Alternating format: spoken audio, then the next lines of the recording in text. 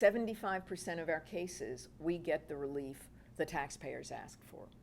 In more of our cases, we get some relief, but it's not necessarily what the taxpayer came through the door with. And I think it's important to track. Taxpayer came to us, wanted X, and we got X. We also track, well, we didn't get X, but we also got Y. But the 75% is that we did get what the taxpayer wanted. My employees, when the taxpayer group of cases is what we call systemic burden. And that is where the IRS system is not working. You know, the taxpayer's fallen through the cracks. The IRS has said they're going to get something done by a particular time, and they haven't. The taxpayer has tried to go through the normal channels, and the normal channels don't work. And that's important because we're not a substitute for the IRS. We're there to come in. Either there's an economic emergency and the IRS just can't move fast enough to address this, or the IRS is going to go forward and do this economic harm and not listen to the taxpayer. And we have to just come in really quickly. Or the taxpayers really tried and they can't get the resolution they need.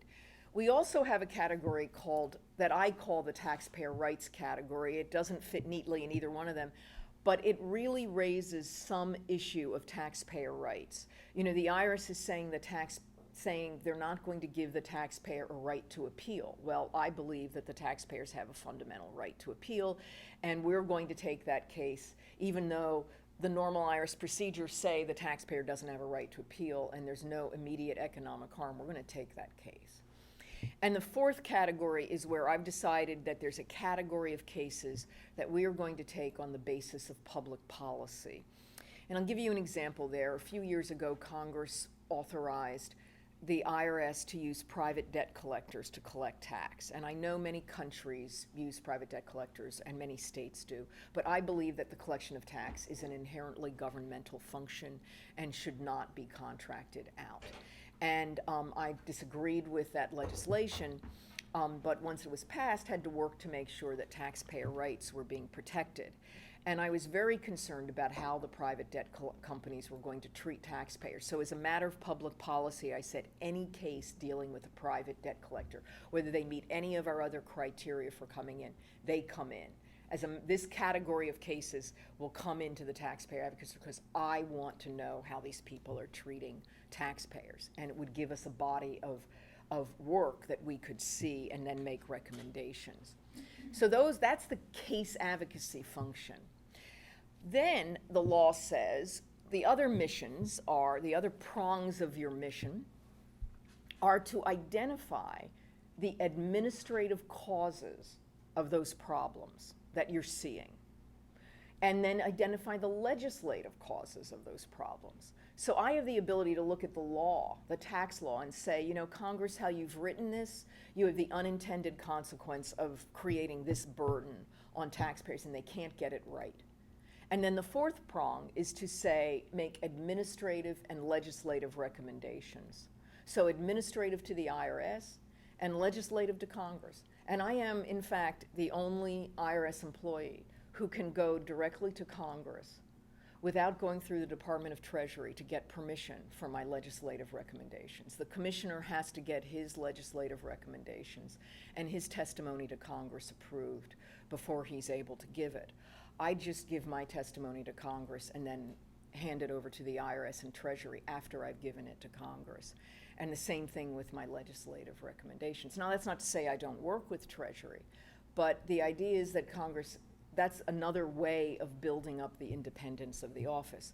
And in fact, how these recommendations actually formally get delivered to Congress is that twice a year, I am required by law to send a report to the tax writing committees of our Congress, the Ways and Means and the Senate Finance Committee, without any employee of the IRS, other than my own, any employee of the Department of Treasury, including the Secretary, and any employee of our Office of Management and Budget, which is basically the White House management arm, seeing my report before I deliver it to Congress. And so the report is issued on June 30th, although we'll be late this year, because 2 days ago was June 30th, and I'm here. And then the report is delivered on December 31st, but since no one's ever around on December 31st, it usually comes out the first or second week in January, whenever Congress comes back from its winter recess. And so that is in those reports are where I identify the issues I'm looking at, describe the problems I'm looking at, make my administrative and legislative recommendations formally. The December report is by far the biggest one, and big is actually the operative term. It's usually about 600 to 700 pages long. It's quite an undertaking, and I am required by law to identify at least 20 of the most serious problems that taxpayers have. I will say that for the last 5 years, international taxpayers have factored very prominently in my identification of the most serious problems.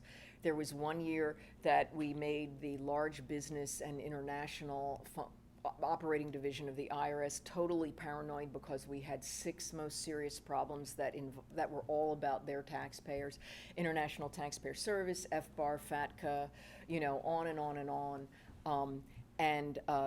They weren't happy having to respond to those because they're required by law to respond to me within 90 days of my making these recommendations.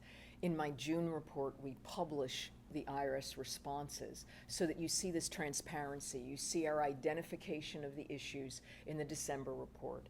Then in the June report, we publish the IRS responses and whether they accept our recommendations or don't. And theoretically, there are reasons for them. And then we have our response saying what we're going to do, whether they've accepted them or not. We just tell the world what we're going to do. With our legislative recommendations, we publish every year the list of legislative recommendations that have been adopted and also have been dropped by senators or congressmen and women at least as bills. Our Congress hasn't been passing a lot of laws lately, if no one's noticed, but they have been introducing a lot of legislation. And I have gotten about 16 pieces of legislation actually enacted into law, which is a pretty darn good rate. It's about an 11% rate over our recommendations. I think there's some senators that would love to have my, enactment rate. So many of them are common sense. It just takes a while to get them through. So that's sort of so let me talk a second also about the taxpayer assistance order, because I think that's very important. The taxpayer assistance order is also in the law. So my code section of Title 26 United States Code is 7803C. And that's what just describes my office. And again, I serve without a term. The secretary can ask me to step down, but I've been in this job now this is starting my 15th year. I do tell the story that I was appointed on, I think it was January 12th, 2001, which was 8 days before the Clinton administration left, and Larry Summers signed my appointment certificate. But I showed up at work on March 1st, and Paul O'Neill was the Secretary of the Treasury, and President Bush was the new president. So before I'd even shown up on the job, I had somehow worked under 2 different presidents and 2 different secretaries of 2 different parties. And I've made it through 5 commissioners and 3 acting commissioners and 5 Treasury secretaries, and again, 3 presidents, I guess you'd have to say. So, it really is a bipartisan office, and we are viewed on the Hill as nonpartisan, and we guard that very, very fairly. We get everybody at some point angry at us somewhere along the way, and everybody at some point desperately needs us to advocate on an issue or needs our support on an issue, and I think it sort of balances out. The Taxpayer Assistance Order is this statutory tool under 26 U.S.C. 7811, and it gives the National Taxpayer Advocate, and then I've delegated it down to the local taxpayer advocates, these people who head our local office, the authority not just to order the IRS to not do something like don't do a levy or stop levying, but orders them to do something. So, make this adjustment, give this person an appeal. So it's to stop doing something not do something it's about to do, or do something. And we can also, by law, set the date certain. You have to do it by this time. And we're able to do that where the taxpayer's experiencing a significant hardship. And those buckets of cases that I described, economic burden, systemic burden, taxpayer rights, that is all within the definition of significant hardship. And so what we're able to do is order the IRS, and then if the IRS disagrees, if it starts at the lower level, at the local taxpayer advocate level, they can appeal it. But once it arrives at my desk, and it really only takes 2 steps, the IRS appeals it at the local taxpayer advocate level, there's an intermediate management step, and then it lands on my desk. So it doesn't take very long for a taxpayer assistance order to get to my desk. I want a very shallow management structure. You know, I don't want lots of layers between me and my frontline employees and the problems that taxpayers are having. And when it gets to my desk, if I order something, only the commissioner or the deputy commissioner can overturn my order. So if I'm ordering it, the IRS cannot do anything while it's being decided at this level.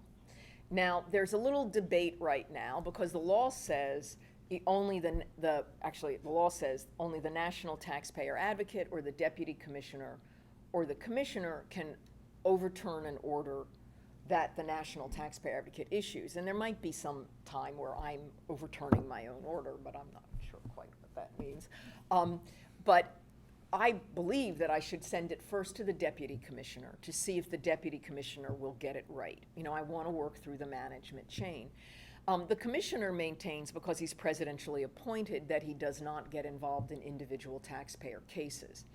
I have a little bit of weirdness about the fact that I would be ordering my boss to do something. That's sort of a little weird. So what I was saying was once the deputy commissioner makes a decision, I will elevate his decision to you with a memo and say, please review this because I disagree with his decision. And in that way, I wouldn't be doing the disrespectful, you know, I'm ordering you, boss, to do something, but I would still get it to his level. Now, this commissioner has said that he doesn't believe he should get involved in cases, so I have had the occasion to go into him saying, I know you don't want to get involved in cases, but here's this memo and I'd like you to look at it and blah, blah, blah, blah, blah.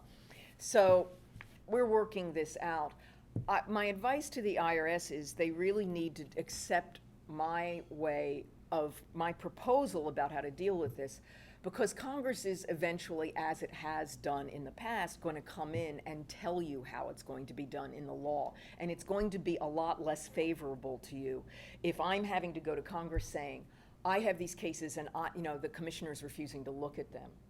You know, they're going to say something to the IRS that I will not lose in that battle. You know, the national taxpayer advocate is sticking up for the taxpayers. The taxpayers will not lose in that. You know, so why don't you work with me here and come up with a procedure? So here I am 14 years on, and we're still dealing with these kinds of tensions and issues. So I'm not sure what else you would like to know just about there's another tool that I have that is created by administratively, and we have recommended that Congress codify it into the law. It's a little bit like the Taxpayer Assistance Order, but it's called the Taxpayer Advocate Directive. So the Taxpayer Assistance Order goes to specific cases, whether it's a business or an individual. It goes to cases one-on-one. Do this in this case. But with the Taxpayer Advocate Directive, I have the authority, and this cannot be delegated down to anyone, to order the IRS to do something or stop doing something or not do something with respect to a group of taxpayers or with respect to a procedure that impacts a group of taxpayers. Or to all taxpayers. So I can say, do not implement this program because the way it's designed is harmful to this group of taxpayers in this way, and you need to fix it in this way. And again, it's my order, so it stands until the deputy commissioner or the commissioner overturns that. So I can stop things in their tracks. Now that, I think, needs to be put into the law because it's a very important tool. And actually, there is legislation in the works right now that is going to introduce that into the law. So I think that that's very interesting. The one thing that isn't in the law, but has turned out in practice, and it would be something that I would fix in the law, is that the taxpayer advocate's budget is within the IRS's budget. And so one of the commissioners that I served under had decided that he wanted to shrink the Taxpayer Advocate Service budget, wanted to build up enforcement and shrink Taxpayer Advocate Service. And he also wanted to cut taxpayer service, and that made Congress very upset. So Congress came to me and said, what is the IRS doing about taxpayer service? And I said, well, they're cutting it, and they're also, and they said, well, what are they doing about your budget? And I said, they're cutting my budget. So that was the year that they asked me to testify about the IRS budget, and this brought the appropriations committees as opposed to the tax writing committees into my office.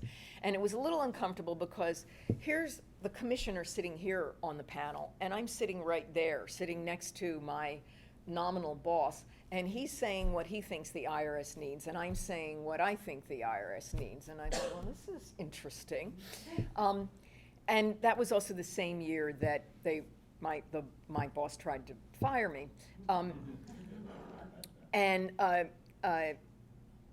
What happened was that in the appropriation law, Congress wrote in a set aside within the IRS budget for my office. So now every year since the fiscal year 2006 appropriation, there has been a set aside saying within the IRS budget, no less than X amount of money shall be allocated to the Taxpayer Advocate Service. So our budget can't go below a certain amount. And that has been an incredible protection for my office. And again, that goes back to, the IRS does something and then Congress gets wind to it and then inserts, and it's just like, if you'd just worked with me, folks, we wouldn't. And every year the IRS and the White House put forward a budget that doesn't set out our budget. And every year Congress writes it into the law, and you'd think after a while that they'd get with the program, but no, they're not there yet. So that's how they deal with the budget, and like I say, that's very protective. So maybe I'll stop there.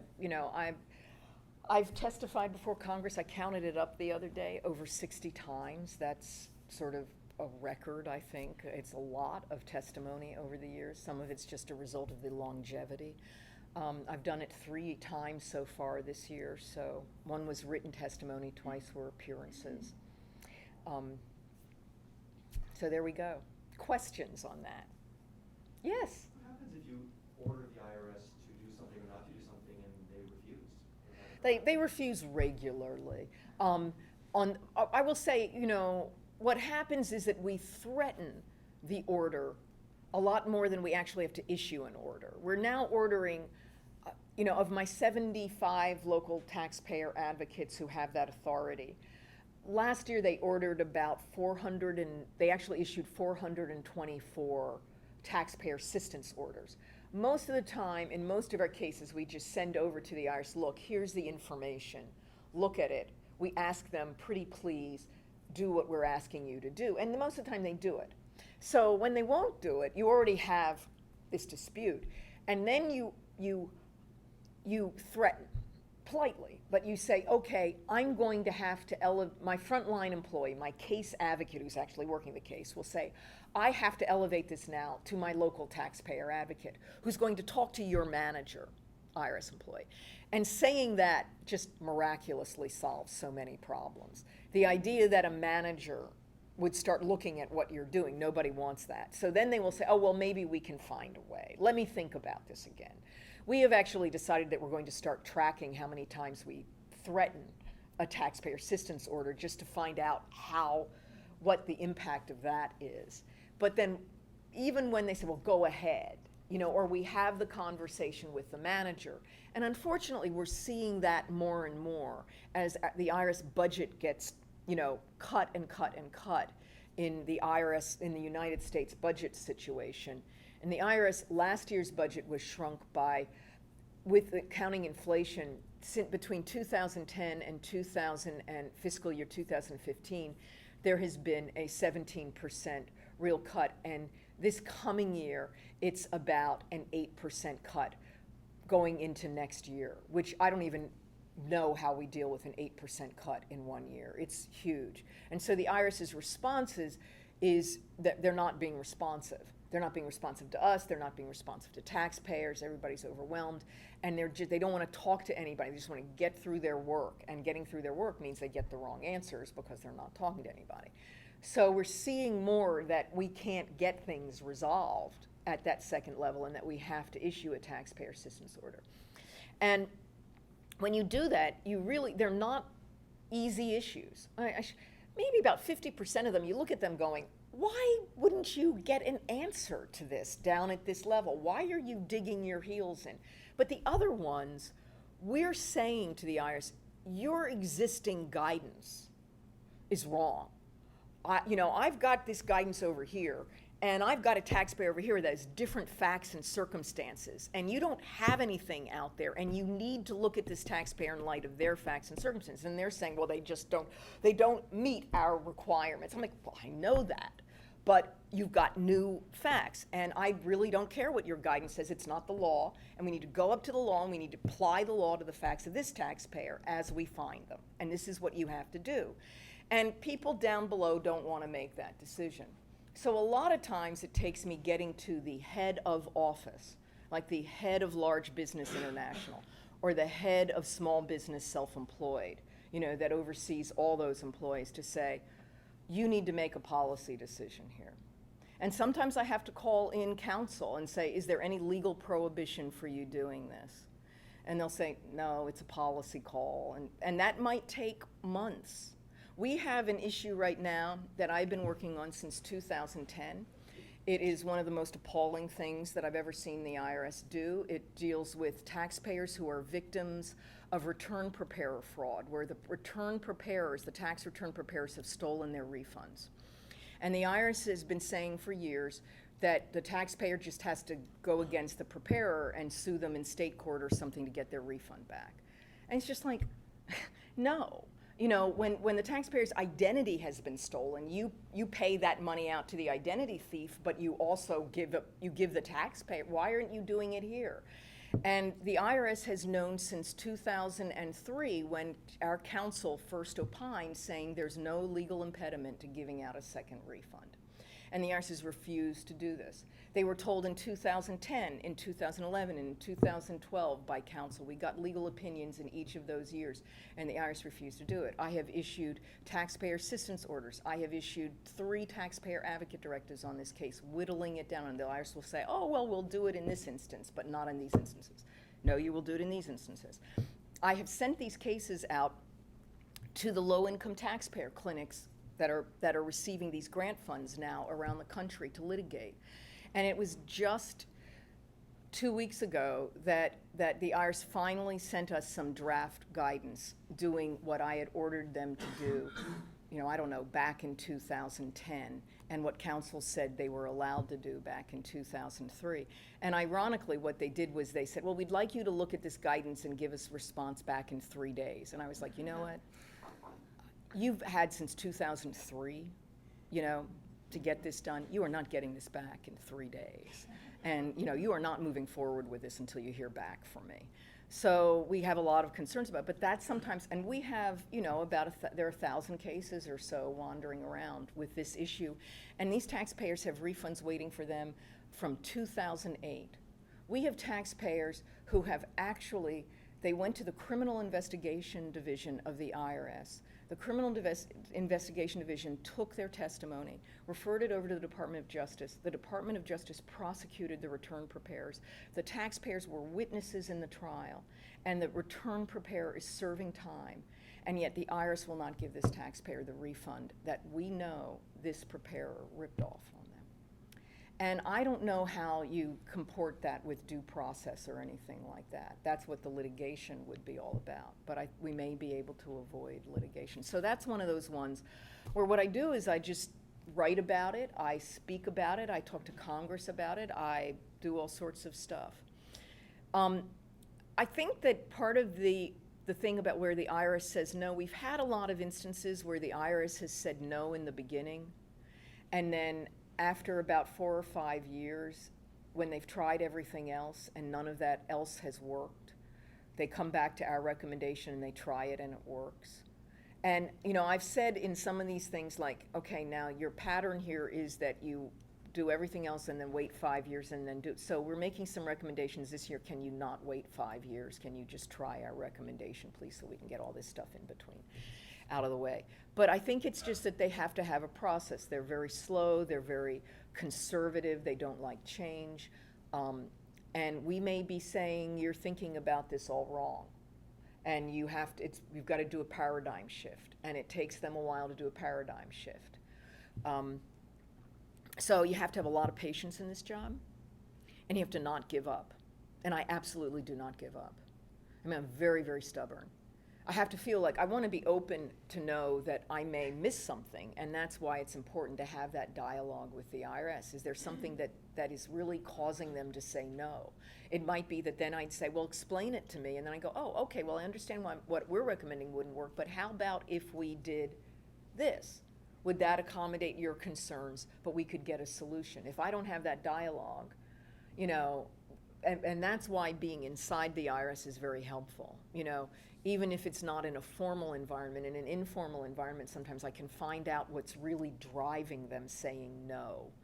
And it's funny, there's not a day, as true today as it was when I walked through the door, there is not a day that goes by that there isn't a meeting in the IRS somewhere, in the big IRS somewhere, where somebody says, and don't tell the National Taxpayer Advocate about this. And there is not a day that within 30 minutes I am finding out about this. From someone somewhere, somebody has said, okay, they tell one of my employees down there, and then I get the email saying, they discussed this in this meeting, and that lets me go down the hall and go, I hear you're talking about this, which is really a lovely feeling to have sometimes, just to see people's faces. It's just one of those little wicked pleasures in the jobs. And you'd think people would learn after 14 years that the IRS is a sieve, and you're going to find everything else, about it, but people don't learn. So, We only have 2 minutes left. Oh, my so goodness. Maybe one last question. Yes. Yeah, it's a short question, but I think it requires a long answer. We need to get the microphone to you Oh, sorry. so they can pick it up. There is a large constituency of Americans residing abroad, and I don't know if they have a voice. When you talked in terms of structure, you talked in terms of the states, the district, but Yeah. you have Americans residing out. Yeah. What is the appropriate avenue for them? So first of all, I have attorney advisors on my staff who really are very knowledgeable about the international issues and feel very much like they're the advocates for the international population. And a lot of the organizations that deal with citizens abroad or U.S. taxpayers abroad come to us, and they have my attorney advisors' emails. We also have our Puerto Rico office handles our international calls. And we have been really trying to get the IRS to get us online, let us at least for the international taxpayers be able to receive emails from them. It's not a toll-free number, and that's not our choice. I've actually asked them to look at Skype. The U.S. Embassy uses Skype. It's just like, or Vonage or something like that, so that you could have these inexpensive calls that people could really communicate. We have made a legislative proposal. And again, it's in my report this year, and we will have a very detailed discussion of it in my June report when it comes out in mid-July, about establishing taxpayer advocate offices abroad. And we actually have a map showing where our cases have come from over the last years and what countries they've come from. It's very interesting. The most common is Israel, which I just wouldn't have guessed it. That was very interesting to me. Canada's right up there, but Israel, like what? So that is, I've tried to think about how can I need to figure out how to get them established if the IRS won't apply. Do I have $4 million somewhere that I can give to keep these offices open? And unfortunately I didn't. But, so our thought was, we need to be over there, at least doing the outreach. You know, can we establish somebody in Canada? Can we establish somebody in Mexico? Can we establish somebody where you would have different countries aligned to it? You know, and we were actually thinking Africa, you know, the European continent, you know, certainly looking in Asia, where would be the right place, whether it was China or Japan or wherever it needed to be. So stay tuned. You know, I'm not giving up on that. And I will give you right now my email address. As you get problems, please email me. Do not send any specific taxpayer information in that email, but describe the problem, and then I can get somebody on my immediate staff to call.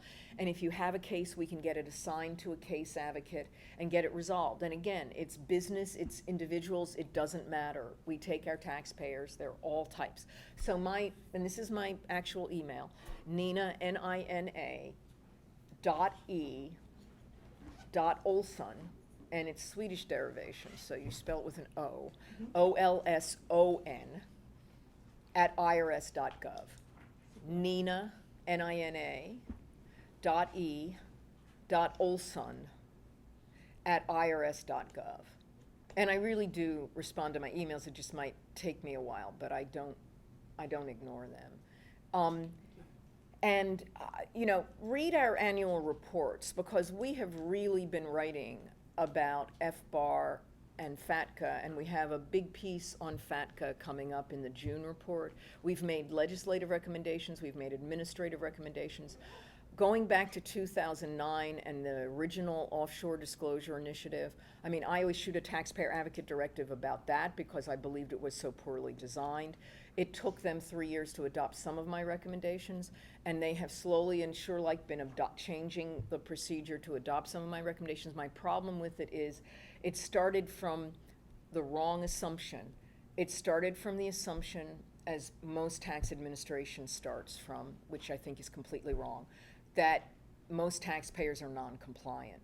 You know, that you've got people who are trying to cheat, as opposed to the vast majority of taxpayers at least willing to comply with the laws if they can figure out what they are or they know what they are. And so the process was designed for the people who they thought were the worst actors possible. And then you have the vast majority of the taxpayers trying to fit into this, and it doesn't fit. And as I've said in my talks, even going back to 2009, I mean, they set up a system that terrorized the entire country of Canada. So, you know, it took them a while to come up with, okay, well, this is what we're going to do here for you all with your qualified retirement accounts and things like that.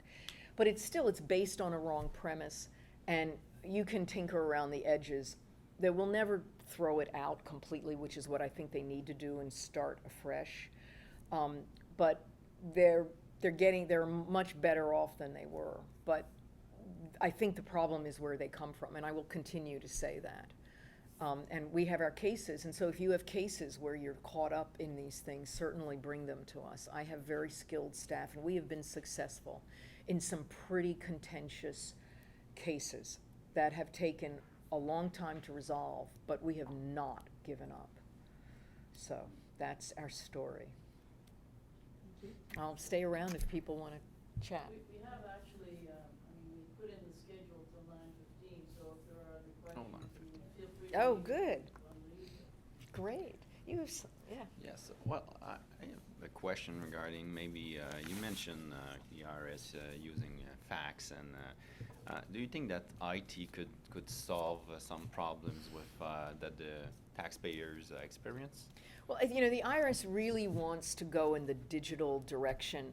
And I think being digital is very important. You know, the United States is one of the few, if not the only, large tax administration, developed tax administration that doesn't have an online taxpayer account. And we're so far behind in IT in that way. And the IT budget being cut doesn't help get us closer to that. But that is the direction that the IRS wants to go. My concern about that is if you read where the IRS describes its vision of the future, they keep talking about being like airlines. And I keep saying to everybody, I don't think airlines are a model of how you want to relate to your customer. And when I have a problem with an airline, I want to talk to a live human being, you know, and say, you make sure that I'm okay through here. And so for maybe a whole bunch of activities, digital is great. But when I have a problem, the kinds of things that, you know, and I want to know that the IRS is doing what it says it's going to do. And I want to hear back that it's being done. And I'm very much afraid that what they're focusing, you know, that they're really trying to move people to digital, and that they're getting away from that interpersonal contact, so that you will hear what the taxpayer's issues are, you will respond to that, and you will have to articulate what you're doing. And I think it removes ownership of issues and accountability from the IRS employees. They're hiding behind this digital screen. If you look at the literature on procedural justice, you know, trying to get people to partner and cooperate with power as opposed to being in the adversarial relationship. What you find over and over again in empirical studies, whether you're talking about police or you're talking about the courts ordering people to do something and people obeying those orders, like in family law and everything, is that partnership, is that engagement together. And, you know, if it comes in from on high, like an email or something, and there's no dialogue, you know, you're not getting that engagement. So I think we have to be very careful. There are very great efficiencies and ease to come with digital, but it cannot come at the expense of the engagement with the taxpayer. And the other thing I'm worried about too is that over time, I think what will happen if we go down this road without thinking carefully is that the only time the taxpayer will have any one-on-one interaction with the tax authority is when we're doing something bad to them. We're taking money from their bank account. You know, we're seizing their assets. And what is the relationship with that taxpayer at that point? I'll tell you a little story that just happened this week. In my actual office, I was standing by my staff assistant, and my executive assistant came up and said we had 8 Federal Express envelopes that had come in that morning. And the only thing that was just addressed to the IRS at its headquarter buildings in Washington, D.C. And whenever nobody really knows where to send the mail, they send it to us if it doesn't have a name on it. So we get lots of really interesting mail. And in these little overnight packages was just a receipt of a deposit slip at a bank. And it was for $5,817 in each of these 8 envelopes. There was a scam going on where these people called up taxpayers and told them that they were from the IRS, they owed $5,817, and they had 3/4 of an hour, 45 minutes, to get to this bank and deposit this money, or the sheriff was going to come to them and arrest them. And we talked to a few of the taxpayers, and then they were told, once you've made this deposit, put it in overnight and send it to the headquarters of the IRS, which I thought was fascinating, like to make it legitimate.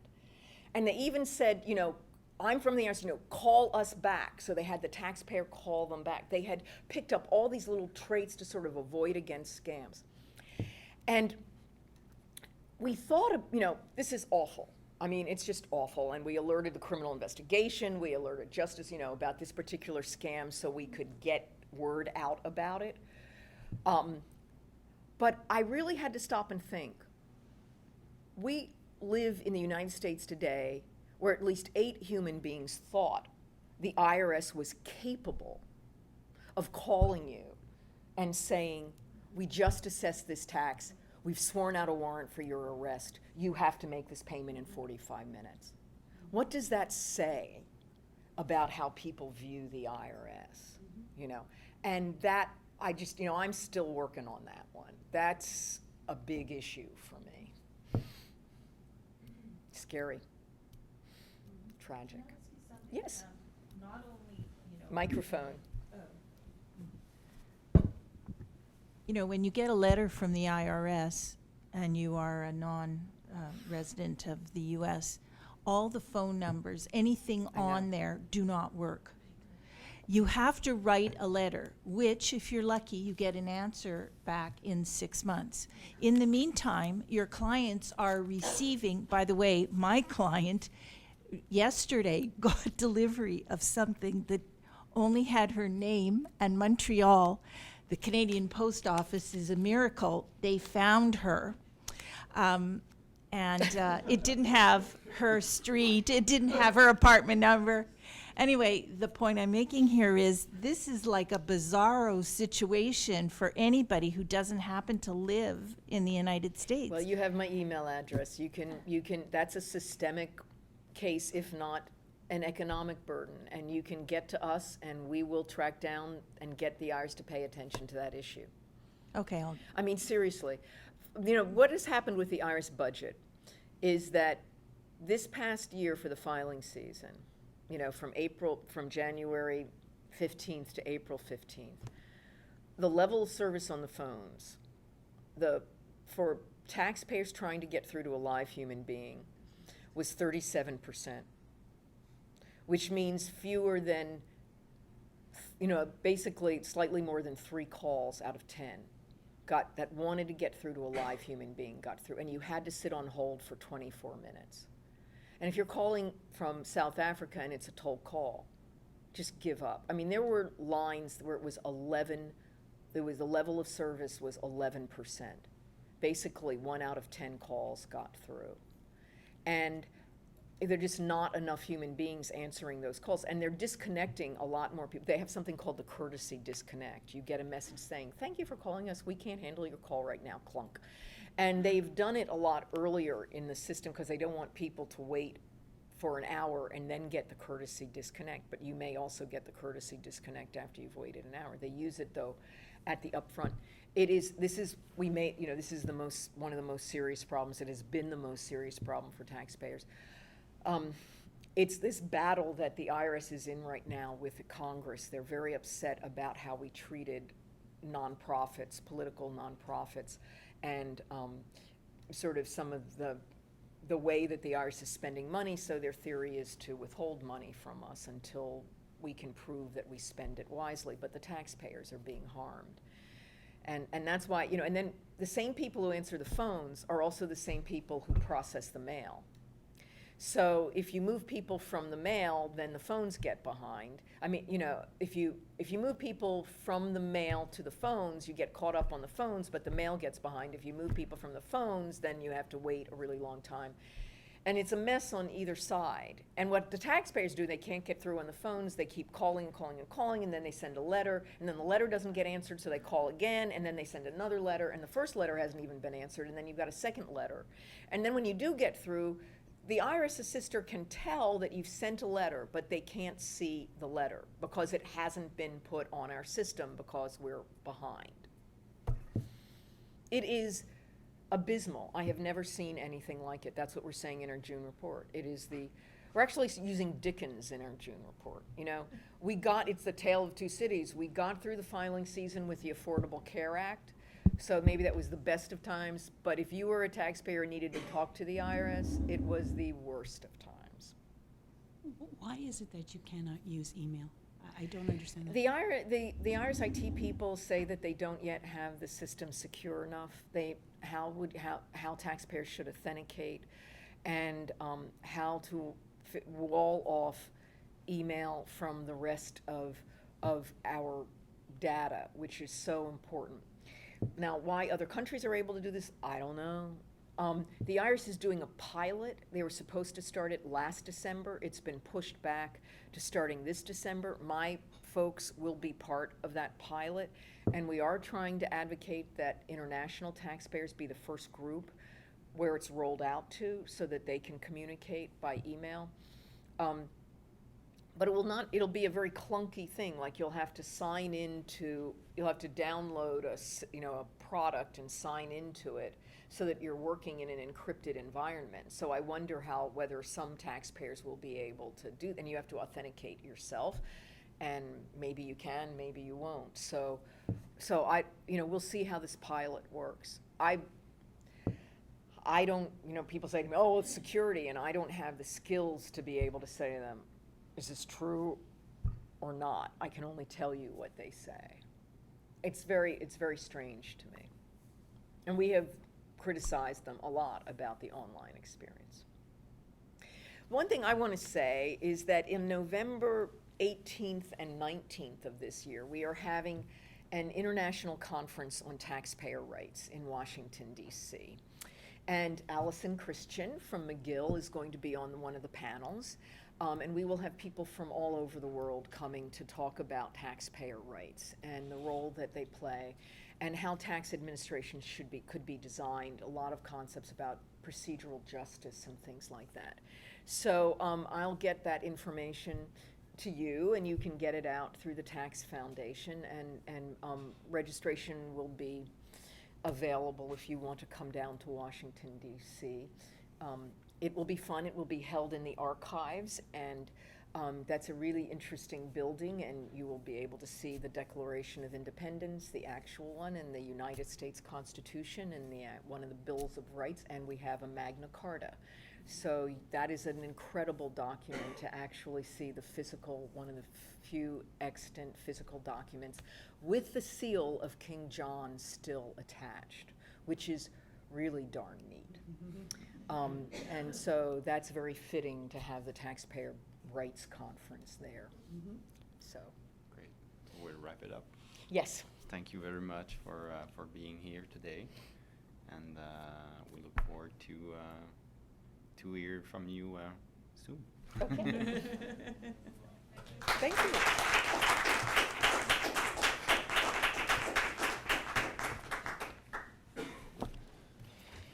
All righty then. Sorry about that. I No. had mine.